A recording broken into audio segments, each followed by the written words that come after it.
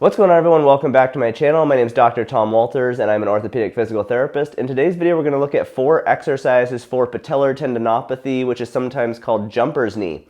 So if you've got pain on the front of your knee, below your kneecap in the tendon here, or maybe right above your kneecap in the quadriceps tendon, either of those two places, then the exercises I'm going to show today will help you get rid of that pain. So like I mentioned, patellar tendinopathy is also called jumper's knee because it tends to happen in athletes who participate in things like basketball, volleyball, but we also see it in runners, even in people who've just started doing new activities like climbing stairs. Maybe you move somewhere with a bunch of stairs and now you have pain on the front of your knee.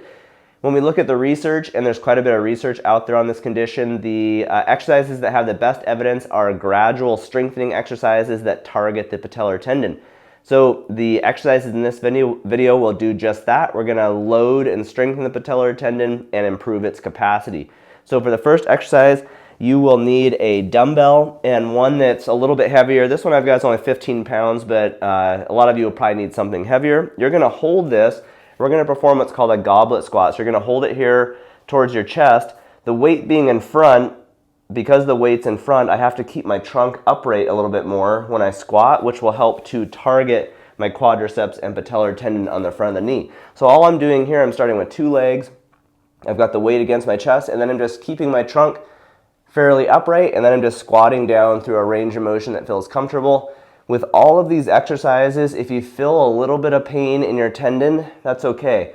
Mild discomfort with tendon rehab is pretty normal as long as you're not flared up for hours and hours after the exercise session. Actually, if you feel just a little bit of discomfort, it probably means you're creating the right amount of stress for your tendon.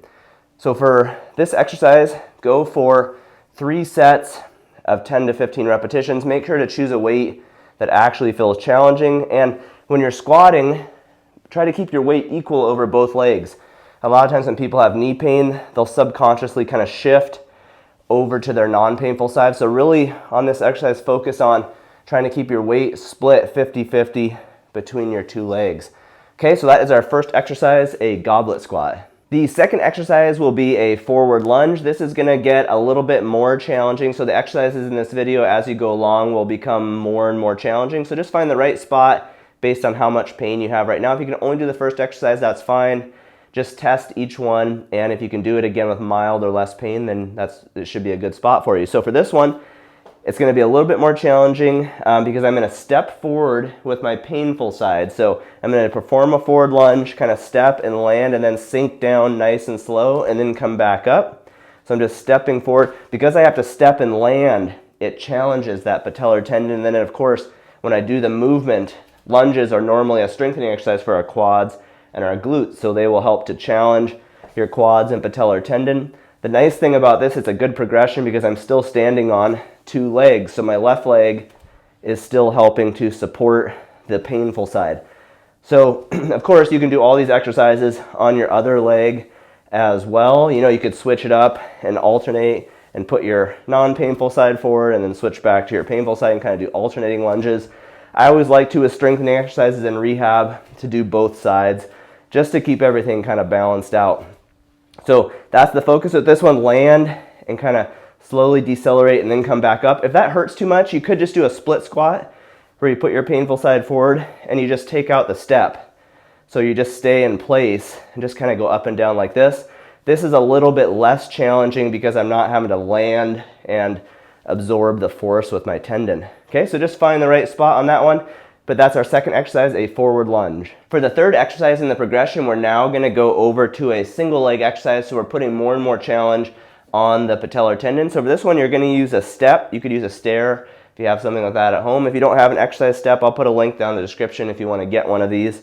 So what you're going to do is stand on your painful leg, and we're going to perform what's called a forward step down. So I'm going to slowly bend my knee and reach until my heel on the other foot touches and then come back up. So you can see here my knee is going over my toes, which is really making my quads work and is putting some of that good stress on my patellar tendon, which will help to strengthen it and improve the tendon's capacity.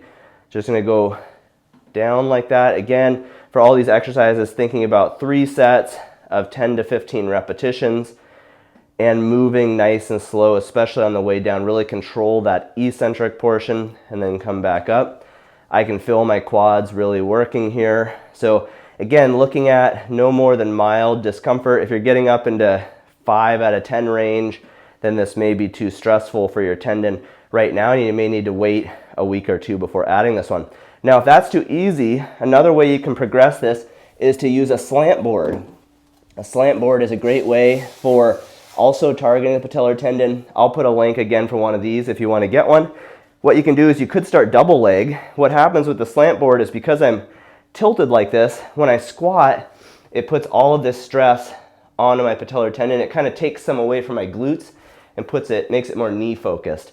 So I could start just doing double leg like this, like we did in the beginning, and then with the goal of getting to where I'm just standing on the painful leg and doing single leg squats on the slant board.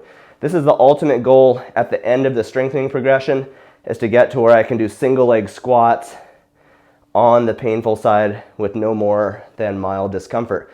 Again, when you can get up, whatever level you're at in this video, shoot for 3 sets of around 15 repetitions. Okay, so that's our third exercise, a single leg squat. The last exercise here, again, is going to be the most challenging. Our tendons are like springs, so the last part of rehab is we want to train them like a spring, so that means storing and releasing energy quickly. So we want to get back to things like jumping and running where the tendon isn't working slowly like the first 3 exercises.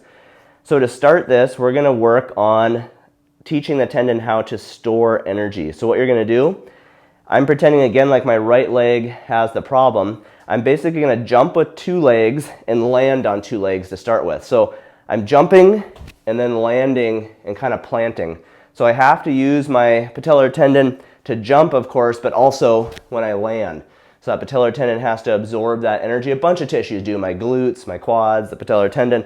So you're going to start here performing reps like this where you jump and then just land, getting us ready for getting back to using the tendon in more functional activities like basketball and volleyball.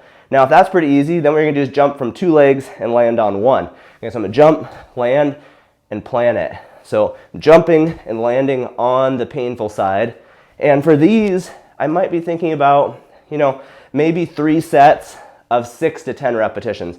You probably won't do quite as many reps initially while you're first starting this exercise, but again, you want to build up over time because you probably got to do a lot of this in a sport. And then the final progression would just be jumping on 1 leg, jumping on the painful side, and landing again, and working on conditioning the tendon to rapidly store and release energy so you can get back to sports. Okay, so that is our last exercise, a progression on basically hopping and landing. Thanks for checking out today's video. I hope you find the exercises to be helpful. If you need a more comprehensive program, my book is available on Amazon and Barnes & Noble. It has programs for each region of the body and all of the most common conditions. If we go to the knee chapter and look on page 408, there is a patellar tendinopathy program. So all of the programs will describe the condition, talk about common signs and symptoms, and then they will take you through a 3-phased program with pictures of me doing the exercises.